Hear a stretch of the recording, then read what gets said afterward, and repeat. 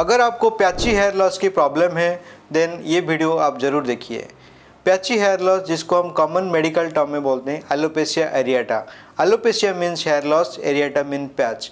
इस तरह का कंडीशन में क्या होता है, हमारे जो सिर पे कॉइन शेप में बाल गिरना शुरू होता है। कभी कभी ये जो कंडीशन है काफ़ी एक्सटेंसिव होता है, बाकी बॉडी में भी अफेक्ट होता है, जिसको हम एलोपेशिया टोटलिस या फिर एलोपेशिया यूनिवर्सलिस बोलते हैं। तो इस तरह का कंडीशन में क्या होता है, ये एक ऑटोइम्यून डिजीज है जिसमें हमारे बॉडी का जो इम्यूनिटी सिस्टम है वो खुद के अगेंस्ट में काम करना शुरू करता है, और इसमें जो टारगेट है हेयर है। बट अच्छी बात ये है कि ये एक रिवर्सिबल फॉर्म ऑफ एलोपेशिया, जिसको हम मेडिकल टर्म में नॉन स्कैरिंग एलोपेशिया बोलते हैं। इसका मतलब ये है कि जो रूट डैमेज होता है वो परमानेंट नहीं होता है। अगर हम सही टाइम से इलाज करते हैं ये कम्प्लीटली रीग्रोथ होना पॉसिबल है।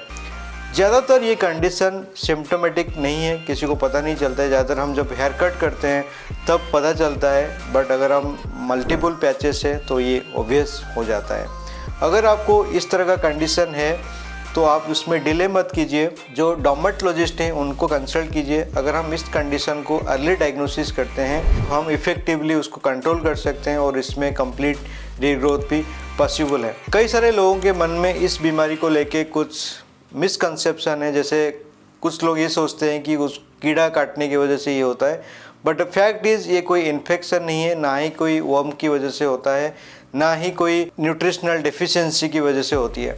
तो कई बार लोग क्या करते हैं कि उस एरिया में ओनियन जूस और इस तरह का कुछ इरिटेंट लगाना शुरू कर देते हैं। हो सकता है कुछ लोगों में ये काम करे, बट ज़्यादातर लोगों में आपको इरिटेशन, एलर्जी होने के चांसेस होता है, जो कि आपको फ़ायदे की वजह से ज़्यादा नुकसान होने का चांसेस है।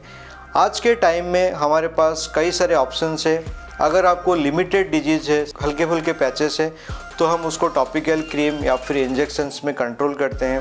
अगर किसी को एक्सटेंसिव हो गया, जैसे टोटलिस यूनिवर्सल हो गया, तो आज के हमारे पास कुछ नया मॉलिक्यूल्स भी है, जिसको अगर हम टाइमली यूज़ करते हैं तो इसको हम कम्प्लीटली कंट्रोल कर सकते हैं, और इसको हम कम्प्लीटली रीग्रोथ भी पॉसिबल है।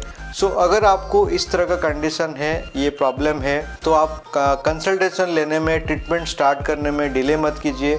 Early diagnosis is the key, so that अब उसको हम कंट्रोल करके उसमें रीग्रोथ भी करा सकते हैं। कुछ लोगों में जो लिमिटेड फॉर्म है, ऐसे इसमें ये होता है कि बिना कुछ ट्रीटमेंट में भी अपने आप कभी कभी सेल्फ रीग्रोथ हो जाता है। बट अगर आपको एक्सटेंसिव है तो आपको डेफिनेटली ट्रीटमेंट कराना चाहिए, सो दैट इसमें हम डिजीज़ को कंट्रोल के साथ साथ रीग्रोथ भी करा सकते हैं।